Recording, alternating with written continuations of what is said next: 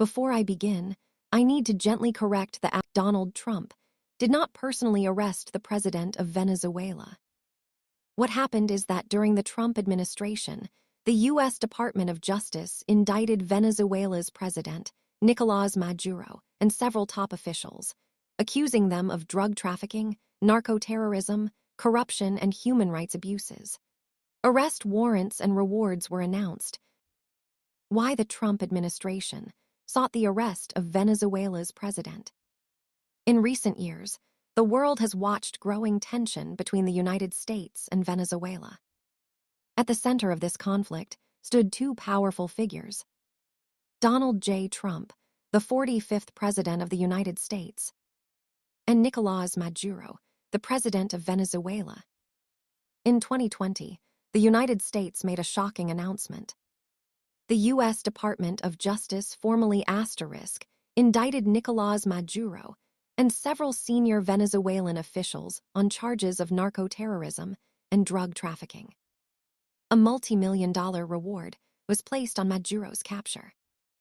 This action raised global questions.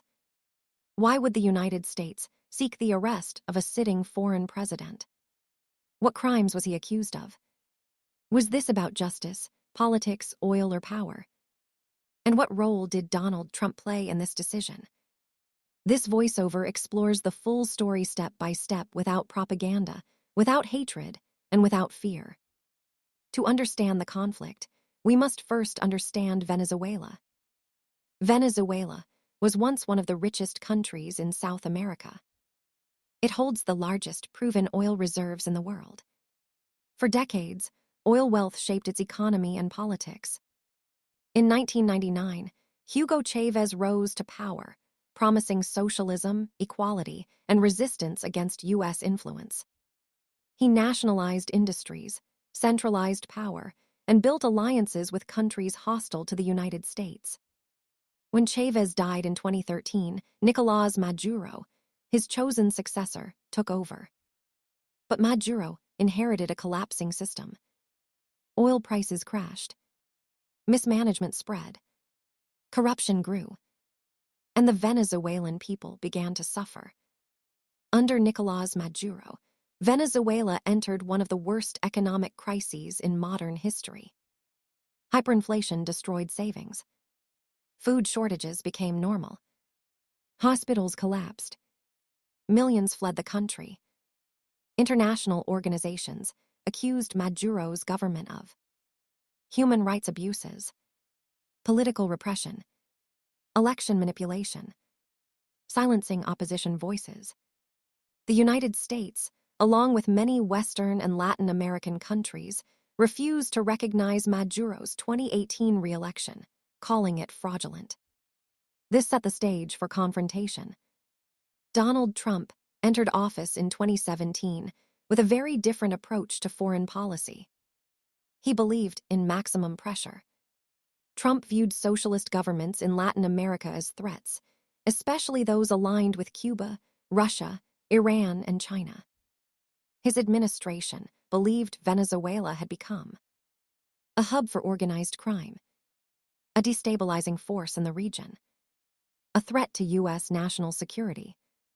Trump openly called Maduro a dictator and pushed for regime change, politically, economically, and diplomatically. In March 2020, the U.S. Department of Justice made a dramatic move. Federal prosecutors accused Nicolás Maduro and top officials of leading a criminal organization known as the Cartel of the Suns. The allegations included smuggling tons of cocaine into the United States, partnering with Colombian guerrilla groups, using drug trafficking as a weapon against America, corruption at the highest levels of government. The U.S. claimed this activity funded Maduro's regime and weakened American society. For the Trump administration, this was no longer just politics, it was criminal prosecution. The United States announced rewards of up to $15 million for information leading to Maduro's arrest. This shocked the world. Never before had the U.S. placed such a public bounty on a sitting head of state. However, it is important to understand. Donald Trump did not order a military arrest.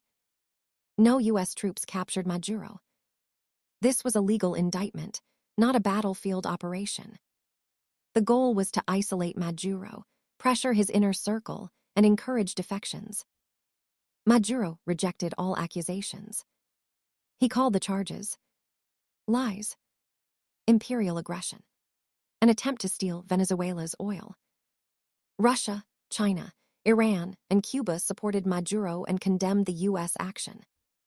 Meanwhile, millions of Venezuelans were caught in the middle between sanctions, poverty, and political chaos. The world became divided. Was this justice? Or was this geopolitical warfare? Critics argue the Trump administration was motivated by oil and influence.